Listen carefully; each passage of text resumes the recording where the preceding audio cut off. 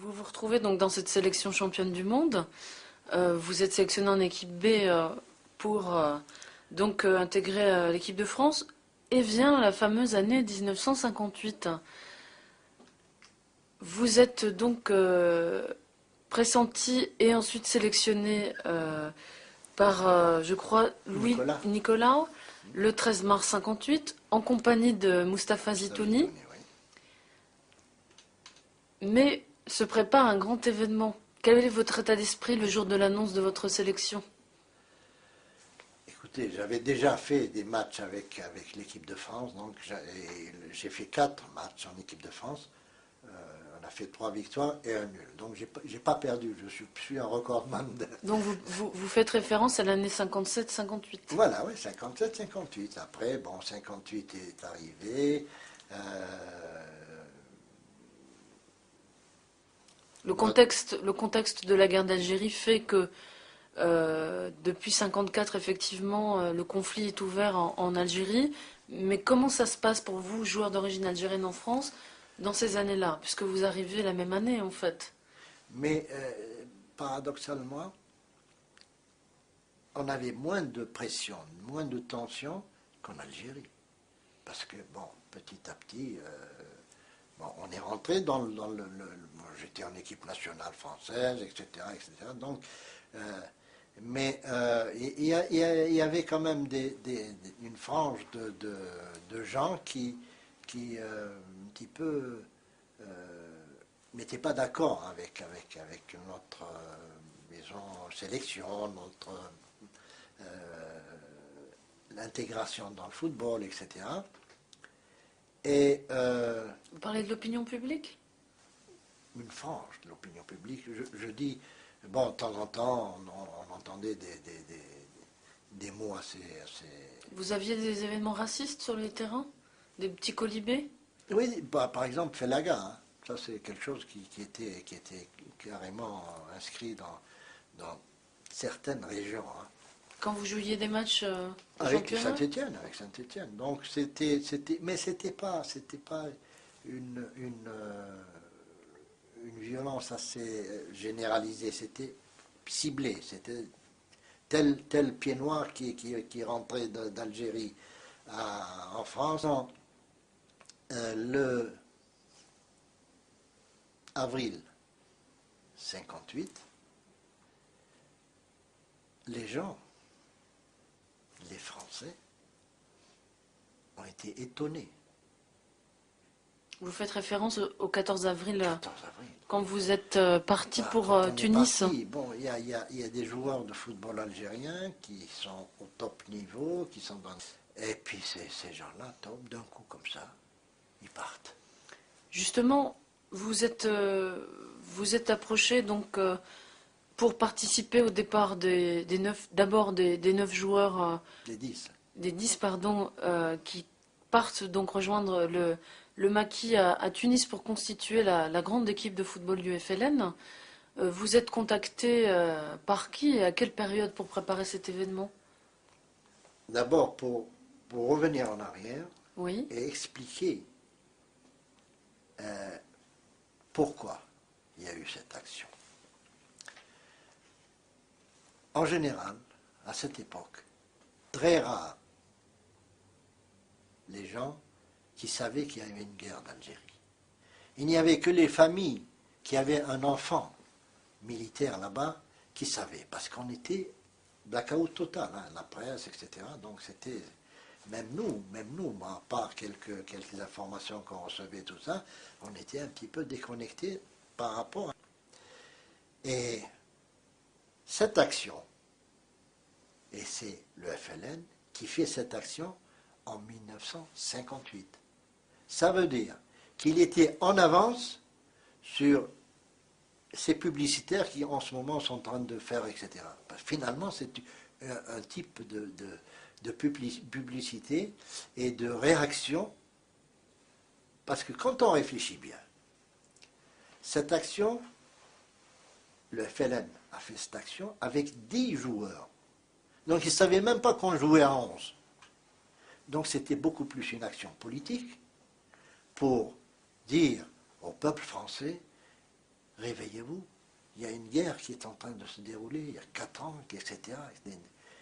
Ça a posé des questions aux Français moyens qui étaient dans un truc. Bon, les politiques savaient tout ça, mais le Français moyen ne savait pas qu'il y avait une guerre. D'autant plus qu'on ne disait pas qu'il y avait la guerre et pacification. Donc cette action a permis justement de réveiller un peu le peuple français, la masse française, et ce qui a fait que, entre autres, l'année 58, je crois que c'était en mai peut-être, la 4e République est tombée. Pas oublier ça, parce que finalement on a tendance à dire, bon, c'est des footballeurs et puis c'est tout. Mais la 4e République est tombée et De Gaulle est venu au pouvoir. Donc il y a quelque chose qui... Et cette action, elle nous a permis de faire ce coup médiatique et en même temps, parce que quand on est arrivé à Tunis, les gens de Tunis n'étaient pas au courant. Hein. C'était la crainte de nous retrouver. Bon, moi, j'étais militaire, j'étais déserteur, etc. J'avais plus de peur que les autres. Les autres pouvaient revenir, ils n'avaient pas fait de faute, quoi. Et donc, les gens du FLN à Tunis n'étaient pas au courant. Mais quand ils ont vu la presse, quand ils ont vu les télévisions, quand ils ont vu tous ces trucs-là débarquer à Tunis, ils ont compris qu'il y avait un coup à faire, etc. Justement, sur les motivations qui sont plus personnelles vous concernant, vous êtes un grand joueur, votre public vous aime, vous entendez par-ci par-là des colibés en rapport avec la guerre d'Algérie, mais globalement ça se passe bien. Vous, vous avez une situation financière confortable, vous êtes bien. Néanmoins, on vous sollicite pour ce coup médiatique. Vous êtes jeune, vous avez une carrière en équipe de France qui vous attend, peut-être une première participation en Coupe du Monde. Quel est le processus pour pouvoir partir ce fameux 14 avril? Quel est le processus dans votre tête? Qu'est-ce qui vous fait basculer justement dans la guerre d'Algérie, vous-même? Vous savez, il y a une grande chose en ce qui concerne l'Afrique et l'Algérie.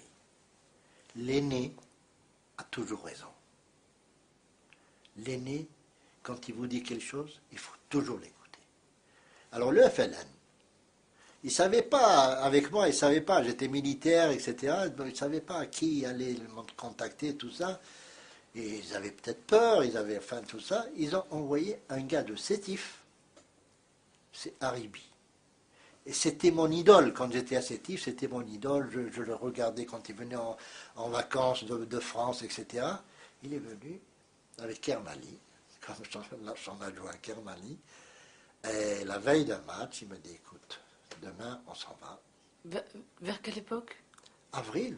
Avril? Avril, oui, tout de suite. Ça sent, la veille, c'était le 12 avril, le match Saint-Étienne-Béziers, et puis il est venu. Bon, je dis, écoute, si je pars maintenant, ils vont savoir où il est passé, etc. Laisse-moi faire le match, et après le match, on s'en va. Vous n'avez pas hésité? Non, pas du tout. Je dis, alors, pas une seconde. La seule question que j'ai posée, j'ai dit, écoute, moi je suis militaire, est-ce que pas de conséquences? Je me dis, écoute, non, allez, on s'en va, c'est pas, non.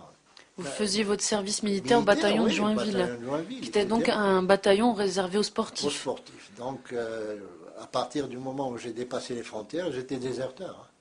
D'ailleurs, j'ai un papier du procureur de la République de Paris qui demande aux autorités en Algérie d'arrêter ce monsieur qui est déserteur. Enfin, entre parenthèses, quoi. Donc, ce Kermali et Haribi me disent demain on s'en va, etc. Bon, malheureusement, je fais le match et je suis blessé. À la tête, un truc, etc. Les médecins. Jolo qui vous blesse à la tête, Voilà, hein? Joléa, Vous êtes... Joléa, pas Jolo. Oui, pardon. Donc, les médecins, non, il vaut mieux hospitaliser parce qu'on ne sait jamais, la nuit, etc. Ils étaient emmerdés, les deux. Ils ne savaient pas quoi faire. Bon, je suis allé à l'hôpital Et puis le lendemain matin, ils viennent comme deux petits lascars, comme ça, allez Rachid, on s'en va, nous donner un manteau, etc. Et on est parti. On est parti pour ne plus revenir. Et heureusement pour nous, parce que finalement, pendant notre parcours pour aller vers les frontières suisses, les autres joueurs qui étaient vers la Côte d'Azur étaient déjà passés de l'autre côté, les médias avaient déjà commencé, ils sont passés, etc. Heureusement que les douaniers n'ont pas écouté la radio parce qu'ils nous auraient arrêtés, quoi. Et là, on est passé en Suisse, et après l'Italie et en Tunisie.